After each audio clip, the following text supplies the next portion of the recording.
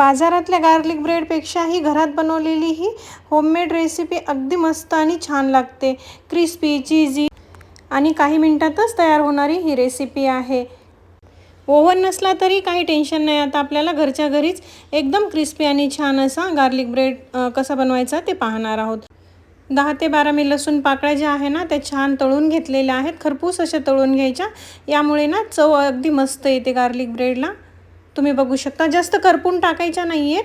असे छान म्हणजे तांबूस रंगावर आपल्याला भाजून घ्यायच्या म्हणजे तळून घ्यायच्या आहेत. आणि हे बारीक असं बघा मी किती छान असं बारीक करून घेतलेलं आहे.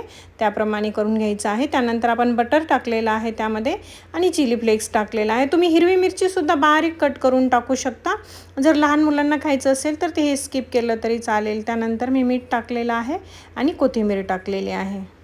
आता हे आपण एकदम असं मस्त एकजीव करून घ्यायचं आहे आपल्याला.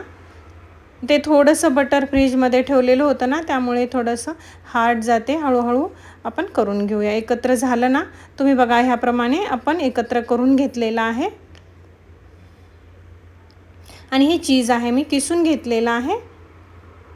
आता आपण ब्रेडची स्लाइस घेतलेली आहे एक. त्यावर आपण हे बटर वगैरे गार्लिक ब्रेडचं तयार केलेलं आहे ना ते टाकून घेऊया. छान पसरून घ्यायचं आहे मस्त.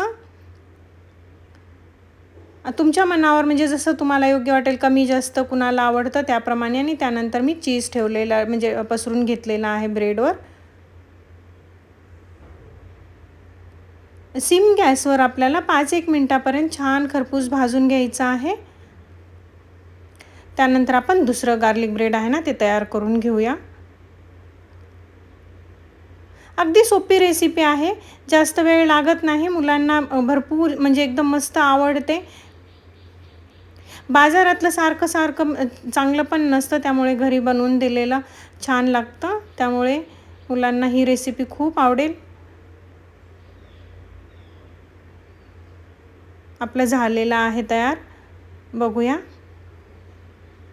बघा किती मस्त क्रिस्पी आणि छान झालेला आहे. तोपर्यंत आपण दुसरा ठेवून घेऊया आणि तो जो आहे ना कट करून घेऊ. अगदी जास्त वेळ नाही ठेवायचा. 5 मिनिटाच्या आत आणि सिम गॅसवर आपल्याला ठेवायचं आहे. ओव्हनची वगैरे आपल्याला काही गरज नाही लागत.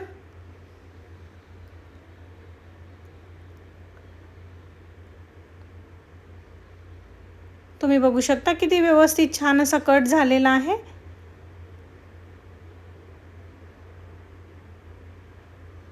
बघा बरं घरच्या घरी आणि किती मस्त एकदम कमी वेळात आणि चवीला छान असा भन्नाट लागतो. पाहूनच तोंडाला पाणी येते. खायला तर एकदम मस्त असा लागतो. ही रेसिपी एवढी सोपी आहे ना की अगदी मुलंसुद्धा लहान बनवू शकतात. एवढी सोपी आहे. जास्त काही त्याला म्हणजे इन्ग्रेडियंट्स पण लागत नाहीत. आपली रेसिपी आवडली आहे का ते मला नक्की सांगा. आवडली असेल तर करून पहा आणि मला कमेंटमध्ये नक्की सांगा. बाय.